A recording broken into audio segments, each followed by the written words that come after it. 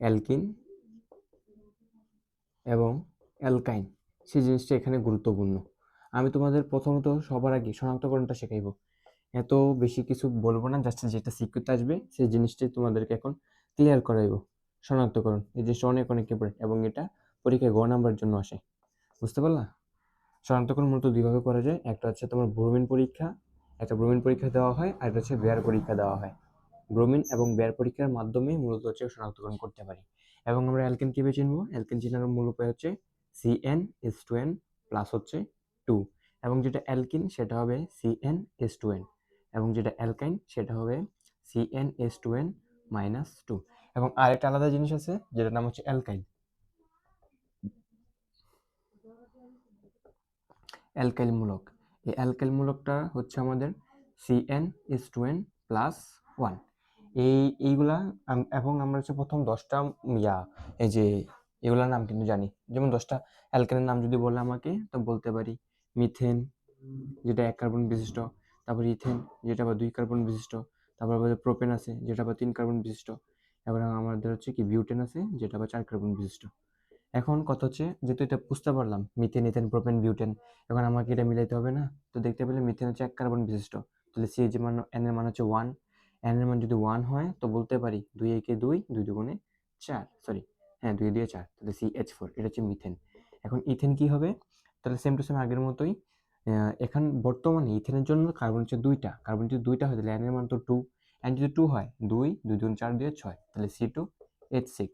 এবং এটা হবে, যেহেতু প্রোপেন 3টা কার্বন, 3, 3 দুগুণে 6, 6 দুই 8, তার মানে বলতে পারি C3H8, এবং অপরটা হবে C4S10। আশা করি ক্লিয়ার। এবার গেল বিউটেনেরটা। এবার তো আমরা অ্যালকেন পড়লাম, অ্যালকেনের নামের শেষে দেখবে যে এন আছে, এনটা দেখলেই বুঝতে পারবো যে এটার নাম হচ্ছে অ্যালকেন। এখন কোনো কিছু নামের শেষে যদি ইন পাও, ইন পাইতেছো, তখন বুঝবে যে সেটা হচ্ছে আমাদের অ্যালকিন। এখন অ্যালকিন কারা? ইথিন, এবং এটার প্রথম সদস্য হচ্ছে মূলত ইথিন, এখানে মিথিন হয় না, বুঝতে পারলা? প্রথম সদস্য হচ্ছে ইথিন। তো ইথিন সেটা কি C2H4, তার মানে এর 2টা কার্বন থাকবে। এবং মনে রাখতে হবে যে অ্যালকিন হচ্ছে দ্বিবন্ধন বিশিষ্ট, আর অ্যালকাইন হচ্ছে ত্রিবন্ধন বিশিষ্ট, এবং অ্যালকিন হচ্ছে এক বন্ধন, বুঝতে পারলা? তো ইথিন যখন আমরা লিখবো এর গাঠনিক সংকেতটা আমরা লিখে নিই। এর গাঠনিক সংকেত হচ্ছে মূলত, যেহেতু কার্বন 2টা, তো লিখলাম 2টা কার্বন, এবং যেহেতু এটা অ্যালকিন 2টা ডাবল বন্ড থাকা লাগবে, মানে সরি একটা ডাবল বন্ড থাকা লাগবে, তাহলে একটা ডাবল বন্ডে দিলাম। তো আমরা যদি কার্বনের হাত হচ্ছে 4টা, একটা কার্বনে তুমি 2টা হাত দিয়ে ফেললা, তাহলে আর 2টা হাত বাকি না, তাহলে এই পাশে 2টা হাইড্রোজেন এবং এই পাশে 2টা হাইড্রোজেন, দেখো তো 2টা 2 4টা হয়ে গেল কিনা, এবং কার্বন দেখো 2টা হয়ে গেল কিনা, শেষ। আমি তোমাকে এটা দেখাই প্রমাণ করি, একটা কার্বনের 4টা হাত, শেষ, 4টা হাতে 4টা হাইড্রোজেন, এই যে পেয়ে গেলাম আমরা কি মিথেন। আবার এখানে পাইলাম কি, যেহেতু আমাদের এখানে দেওয়া C2H6, তার মানে কি 2টা কার্বন, এবং একটা কার্বন যেহেতু 4টা হাত, একটা হাত দিয়ে ফেলো, আর 3টা হাত বাকি, তাহলে লিখতে পারি H3, এবং এখানে লিখতে পারি CH3। তাহলে দেখো তো 2টা কার্বন শেষ পেয়ে গেলাম, আর 3টা হাইড্রোজেন, 6টা হাইড্রোজেন মিলে গেল। আশা করি বুঝছো। তো এর প্রথম সদস্য হচ্ছে অ্যালকিনের প্রথম সদস্য ইথিন, প্রোপিন, বিউটিন, তার মানে এদের নামের শেষে ইন থাকবে। এবং আসি অ্যালকাইন, অ্যালকাইন কারা? যাদের নামের শেষে আইন থাকে। তো আমি তোমাকে যদি বলি, যেমন ইথাইন, ইথাইন, তারপর হচ্ছে তোমার প্রোপাইন, তারপর হচ্ছে গিয়ে বিউটাইন, এগুলো সব হচ্ছে আমাদের অ্যালকাইন গ্রুপের মৌলগুলা, বা কি বলতে পারি, অ্যালকেন গ্রুপের আর কি যৌগ, যেগুলো বলা হয় আর কি। আচ্ছা যাই হোক, ইথাইন তো এত 2 কার্বন বিশিষ্ট, তাহলে এখানে 2 বসবে, 2, 2 দুগুণ 4 থেকে 2 বাদ দিলে আসে 2, তার মানে আসবে কত? C2H2। তার মানে সেম টু সেম আবার আগের মতো যে 2টা কার্বন লিখলাম, 2টা কার্বন, তো আমরা জানি কি একটা কার্বনের 2টা হাত, সরি 4টা হাত, তাহলে যেহেতু অ্যালকাইন, তার হবে 3টা হাত থাকাই লাগবে মাস্ট, তো লিখলাম 3টা হাত, তার মানে হাইড্রোজেন আছে আর 2টা। তো যেহেতু আমরা জানি একটা কার্বনের 4টা হাত, তাহলে 3টা দিছে আর একটা বাকি, এখানে দিলাম H, এখানে দিলাম H, দেখো কিন্তু মিল হয়ে গেল। তো আমাদের তো একটা প্রোপাইন করা দরকার, কারণ আমরা শুধুমাত্র ডাবল বন্ড 2 কার্বনটা করতেছি, এটা 3 কার্বন করে দেখি। তো এখানে আমরা লিখলাম হচ্ছে একটা, 2টা, 3টা কার্বন লিখলাম, এবং অবশ্যই ডাবল বন্ড অথবা ট্রিপল বন্ড তোমার একবারই হবে, এবং সেটা রিপিট হবে না, জাস্ট একবার।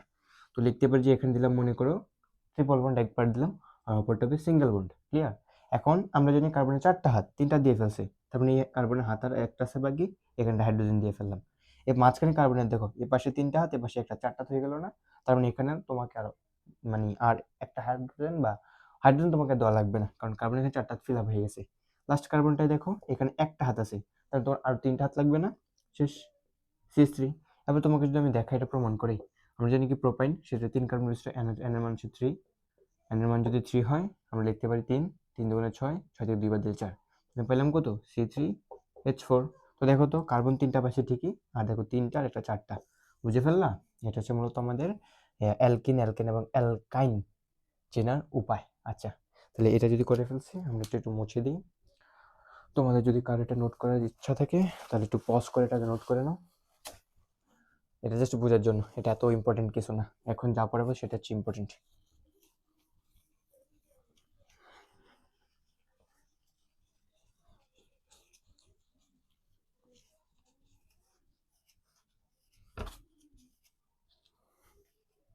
ওকে, এখন পরে হচ্ছে মূলত শনাক্তকরণ। তো সবার আগে শনাক্তকরণ আমরা একসাথে 3টা শিখবো, এবং আমি এখানে মৌলটা লিখবো হচ্ছে CH3, CH3। আশা করি তোমরা চিনে গেছো এটা কি। এটা হচ্ছে মূলত আমাদের ইথেন। আজকে আমরা এটা থেকে ইথেন, তারপর হচ্ছে গিয়ে ইথিন এবং ইথাইন এর মৌলগুলার বা এই যৌগগুলার আমরা হচ্ছে শনাক্তকরণ শিখব, বুঝতে পারলাম? ওকে, 1 নম্বরে আমরা অ্যালকেন, সেটা হচ্ছে কি আমরা শনাক্তকরণটা দেখব আসলে সেটা কেমন হয়, অ্যালকেন শনাক্তকরণ। তো সবার আগে আমাকে ব্রোমিন পরীক্ষা দিতে হবে এবং বেয়ার পরীক্ষা দিতে হবে। তো অ্যালকেন যেহেতু আমরা ইথেন পেলাম, তাহলে ইথেনের আমরা শনাক্তকরণ পরীক্ষাটা করতে পারি। সবার আগে আমরা ব্রোমিন পরীক্ষা দিলাম, ব্রোমিন সংযোজন, এই যে CH3 এবং CH3, তাকে আমরা ব্রোমিন দিয়ে যখন অ্যাড করব, মনে রাখবা যেটা কারোর সাথে কোনো রিয়াকশন করবে না, নো রিয়াকশন, বুঝতে পারলা? নিজে লিখে যাবে নো রিয়াকশন। এবং এটার কালার হচ্ছে এখানে লাল কালার, এবং সেটা অপাশে হয়ে যাবে গোলাপি কালার। এখন তোমার কথা হতে পারে কেন বিক্রিয়া করে নি? মনে রাখবা যে অ্যালকেন সেটা হচ্ছে একটা প্যারাফিন। প্যারাফিন মানে কি? সেটা আসক্তিহীন, কারোর সাথে আসক্ত হতে চায় না। একে উচ্চ তাপ এবং উচ্চ চাপ দেওয়া লাগে, বুঝতে পারলা? এর জন্য উচ্চ তাপ এবং উচ্চ চাপ দেওয়ার ফলে অনেক সময় সেটা বিক্রিয়া করতে চায় না, তাই এদেরকে বলতে পারি কি আসক্তিহীন বা প্যারাফিন। এই প্যারাফিন গুলা কারোর সাথে বিক্রিয়া করে না। আশা করি ক্লিয়ার। তাহলে তুমি এটা দেখতে পাবে কি, এটার কালার থাকবে এখানে লাল কালার, ব্রোমিনের কালার তো এমনি লাল, সেটা পাশে গিয়ে গোলাপি হয়ে যাবে, কিন্তু সেটা কোনো ধরনের বিক্রিয়া দেখাবে না। ওকে, তাহলে আমাদের ব্রোমিন সংযোজন শেষ।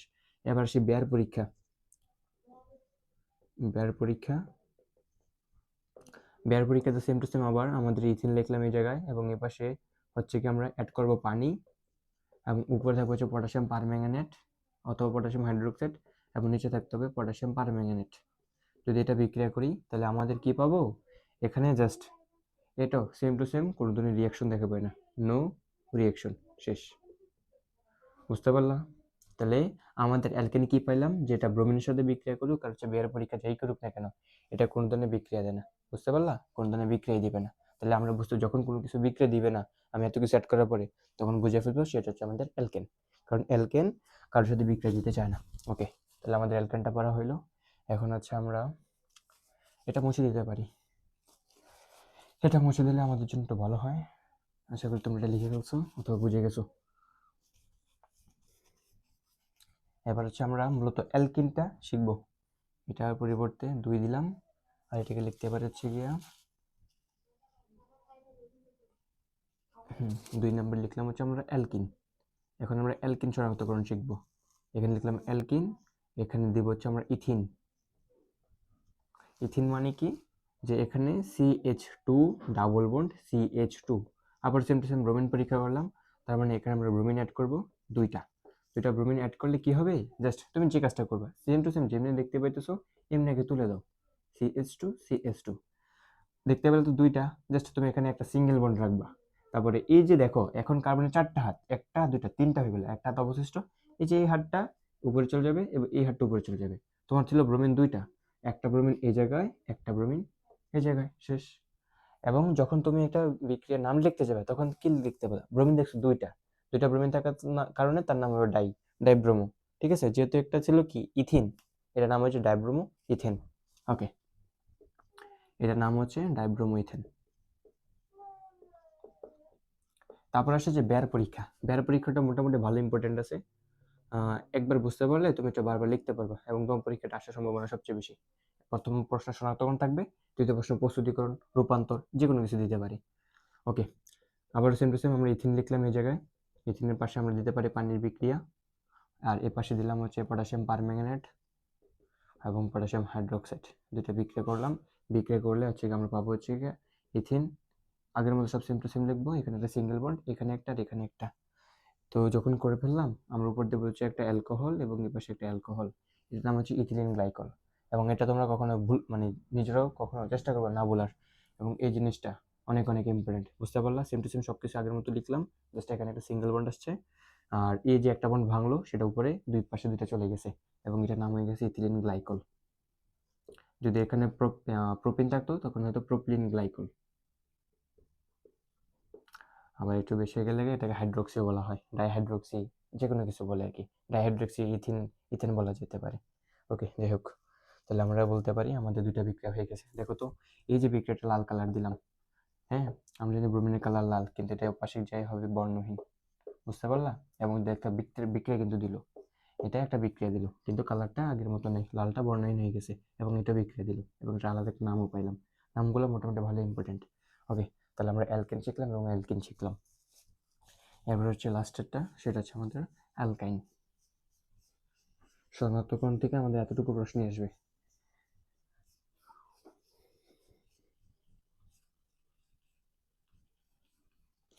লাস্টেরটা লিখতে পারি আমরা 3, এটা হচ্ছে আমাদের অ্যালকাইন। অ্যালকাইনে আমরা কোনটা নিয়েছিলাম? ইথাইন। ইথাইন কোনটা? CH, triple bond CH। আবার সেম টু সেম আমাদের ব্রোমিন পরীক্ষা করতে ফার্স্টের দিকে, তো যখন আমরা ব্রোমিন সংযোজন করলাম তখন লিখতে পারি CH ট্রিপল বন্ড CH লিখলাম। এটাতে আমরা ব্রোমিনের সাথে বিক্রিয়া করলাম। মনে রাখবে যে ব্রোমিন দিয়েছে দুইটা, তার মানে এখান থেকে একটা বন্ড ভাঙবে, CH ডাবল বন্ড CH। তার মানে এই যে একটা ব্রোমিন একটা উঠলো না, এই পাশে একটা এই পাশে একটা ব্রোমিন দিলাম এই জায়গায় এবং এই জায়গায়, বুঝতে পারছো? তার মানে এটার নাম বর্তমানে আমরা লিখলাম না, কারণ দেখো এখানে কিন্তু আমাদের বন্ড পুরোপুরি ভাঙেনি, সিঙ্গেল বন্ড আসেনি। তার মানে অবশ্যই এটাকে আবার বিক্রিয়া করতে হবে। তো ধরো এটাকে আমি আবার বিক্রিয়া করলাম, আবার বিক্রিয়া কি করলাম, কার সাথে করলাম? দুটো ব্রোমিন অ্যাড করলাম। দুটো ব্রোমিন যখন অ্যাড করলাম আমরা, অ্যাড করা মানে কি, যে আবার আগের মতন সেম টু সেম CH। এবার দেখো একটা বন্ড উঠে গেল, আগে তো এই পাশে এমনি ব্রোমিন ছিল, তার মানে কি আমার একটা বন্ড উঠে গেলে আরো একটা ফাঁকা হইলো, এই কারণে একটা ফাঁকা, এই কারণে একটা ফাঁকা, ব্রোমিন যেহেতু দুইটা অ্যাড করছি, এখানে একটা ব্রোমিন এখানে একটা ব্রোমিন, শেষ। তাহলে এটার নাম হলো টেট্টা ব্রোমো। যেহেতু চারটা ব্রোমিন থাকার কারণে এর নাম হয়ে গেছে হচ্ছে গিয়ে tetra bromo, tetra bromo ethane,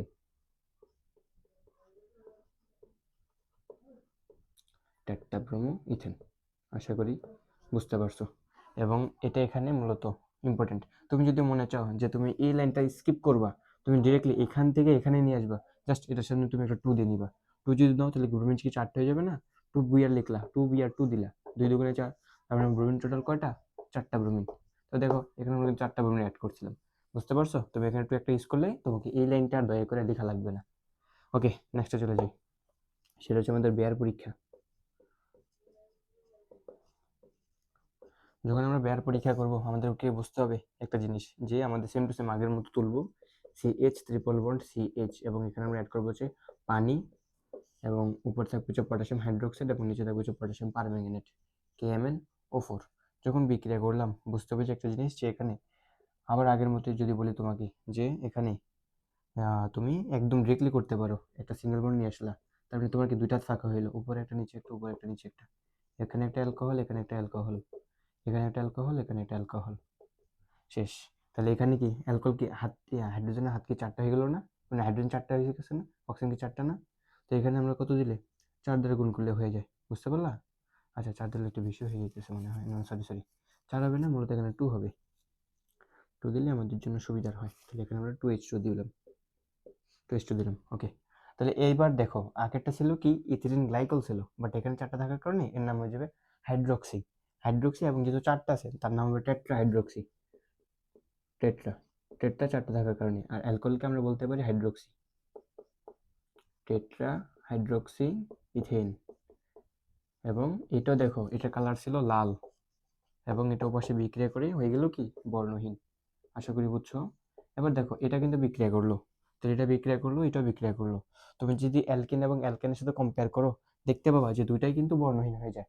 but কথা হচ্ছে একটা তোমার থাকে হচ্ছে ডাইব্রোমো ইথেন, একটা থাকে টেট্রাব্রোমো ইথেন, শনাক্ত কিন্তু করা যেতেছে, তাই না? আর একটার মধ্যে কি দেখতেছে, আহ একটার মধ্যে থাকে হচ্ছে ইথিলিন গ্লাইকল, মানে দুইটা থাকে হচ্ছে গিয়া অ্যালকোহল, আর এটা চারটা অ্যালকোহল থাকতেছে অবশিষ্ট, যার নামে টেট্রাহাইড্রোক্সি ইথেন হয়ে গেছে। আশা করি বুঝছো।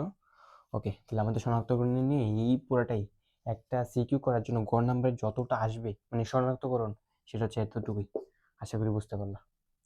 ওকে।